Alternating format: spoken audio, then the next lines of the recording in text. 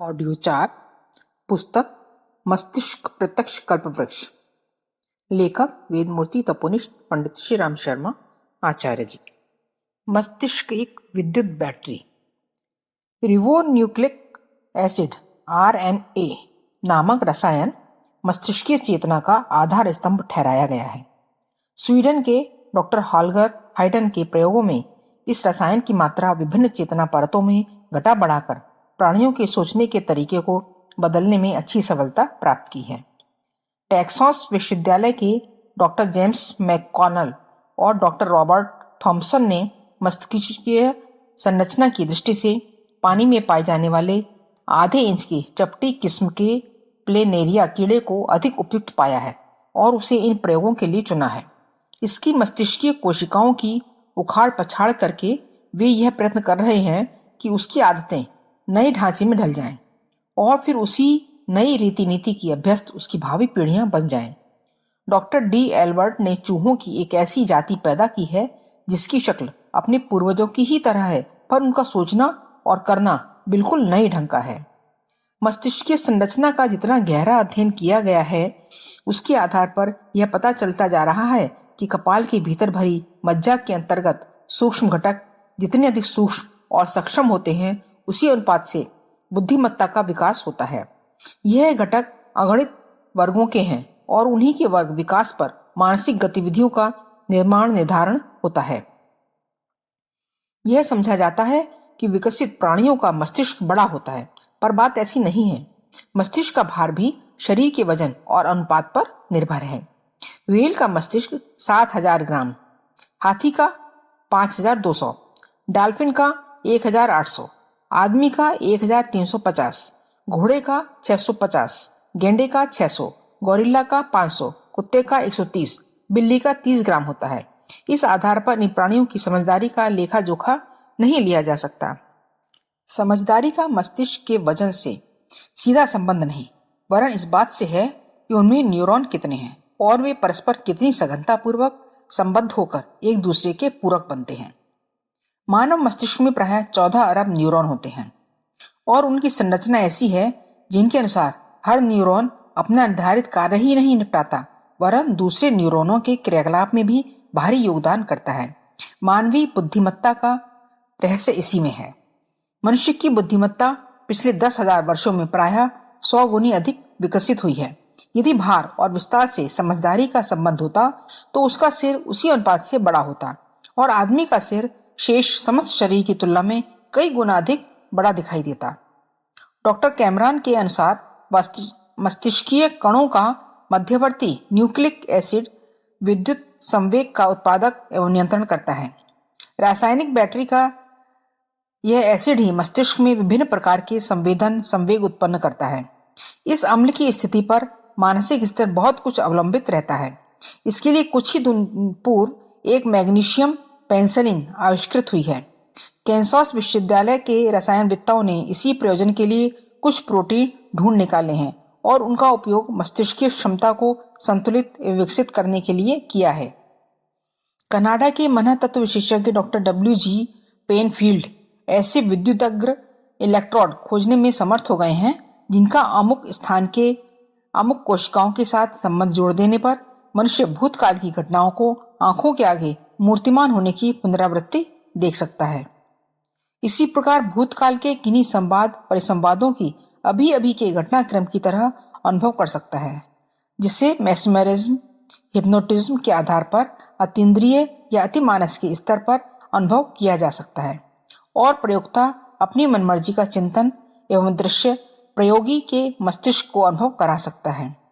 वह प्रयोग अब पुराने पड़ गए क्योंकि उसके लिए प्रयोक्ता को स्वयं कई तरह के अभ्यास करने पड़ते हैं।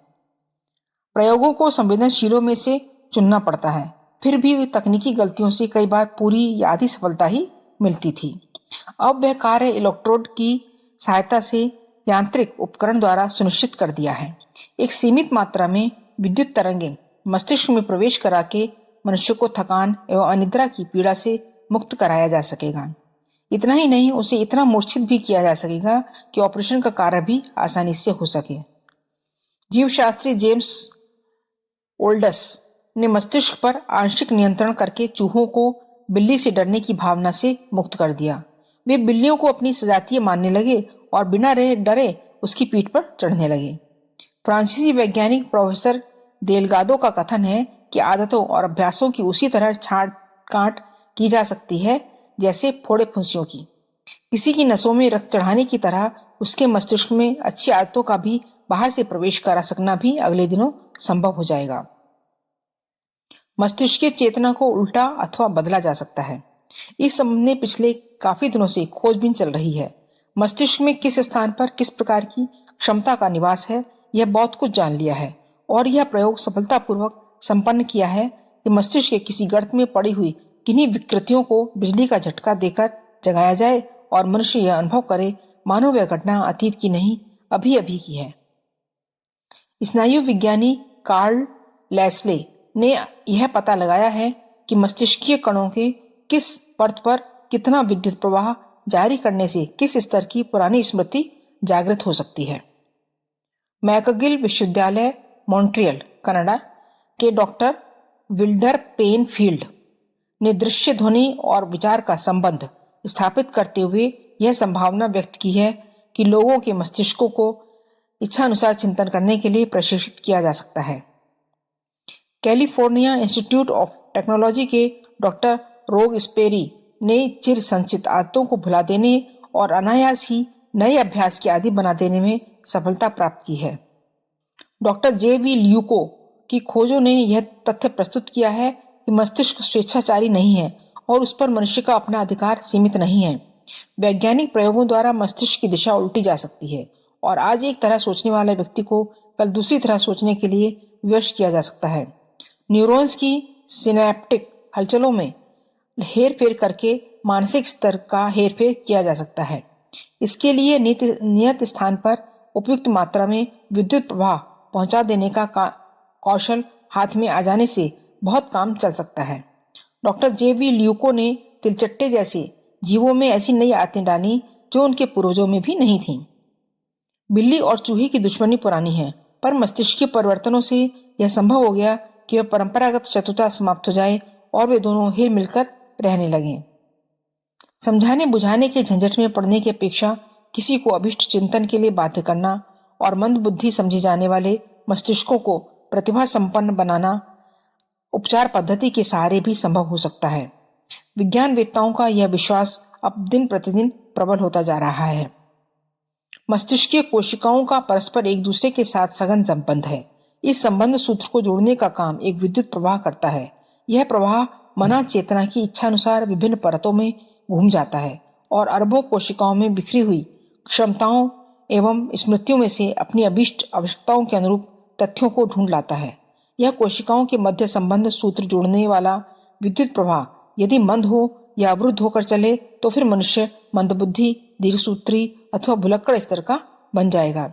यह प्रवाह जितना द्रुतगामी, सुव्यवस्थित एवं संवेदनशील होगा, उसी अनुपात से मनुष्य की बुद्धिमत्ता एवं कुशलता बढ़ेगी। मनुष्य को रीढ़ की हड्डी से जोड़ने वाले रेटिक्युलर फॉर्मेशन की हरकतों को समझना और उसे प्रवाहित करना जब जितनी मात्रा में संभव होता जाएगा, उसी अनुपात से मनुष्य को कृत्रिम रीति से हर्ष, शोक की अनुभूतियों से आच्छादित किया जा सकेगा। तब घटनाओं या उपलब्धियों के इंतजार में किसी को प्रसन्नता से वंचित नहीं रहना पड़ेगा। अमुक रसायन या अमुक इलेक्ट्रोड ही किसी को धन कुबेर, सत्ताधारी सम्राट अथवा सिद्ध योगी जैसी प्रचुर प्रसन्नता सहज ही प्रदान कर दिया करेगी। रूसी वैज्ञानिक प्रोफेसर एनाखिन जैसी ऐसी दवा विनिर्मित करने में सफल हो गए हैं जो पीड़ित अंगों में होने वाले दर्द के कष्ट से रोगी को बचा लेगी। इस औषधि का नाम है एमिनोजाइन। यह रेटिकुलर फॉर्मेशन में स्थित पीड़ा संवेदन केंद्र को जकड़ लेती है।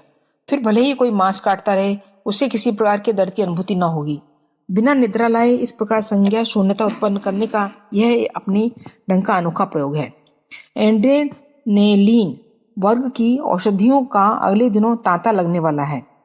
सोचा यह जा रहा है कि प्रसव से लेकर सिरदर्द, साइटिका, उदरशूल जैसी व्यथाओं के रहते हुए भी बिना कष्ट सहे लोग अपना काम निपटाते रहें और जब ऑपरेशन की जरूरत पड़े तो बिना कष्ट की अनुभूति सहे वह काम भी हजामत बनाने की तरह सरलतापूर्वक निपट जाया करें।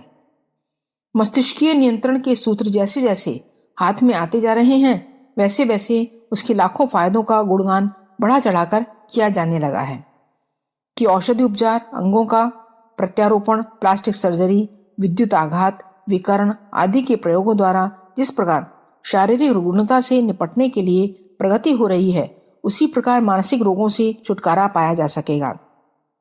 मनोव्यथाओं से छुट्टी मिलेगी। इतना ही नहीं, मन के न मानने जैसा अवरोध भी न रहेगा। उसे जैसे ढाला मोड़ा जाना है, उसके लिए किसी अविज्ञात प्रेरणा के प्रवाह में बहता हुआ सहज ही तैयार तत्पर हो जाएगा। तब अनुशासन के लिए नियम प्रतिबंध न लगाने पड़ेंगे, वरन कुछ उपचार द्वारा ही यह सब झंझट निपटा लिया जाया करेगा।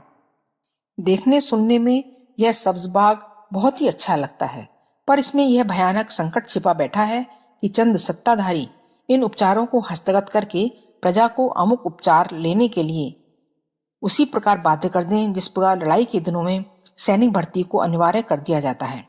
ऐसी दशा में जनसाधारण स्वतंत्र चेतना से वंचित होकर चंद लोगों के हाथ की कठपुतली मात्र बनकर रहना होगा। मस्तिष्क की चेतना को बाह्य पदार्थों और उपकरणों से प्रभावित करने की दिशा में विज्ञान दिन दिन आगे बढ़ता जा रहा है और यह संभावना परिलक्षित हो रही है कि स्वतंत्र चिंतन का अगले दिनों अस्तित्व ही न रह जाएगा।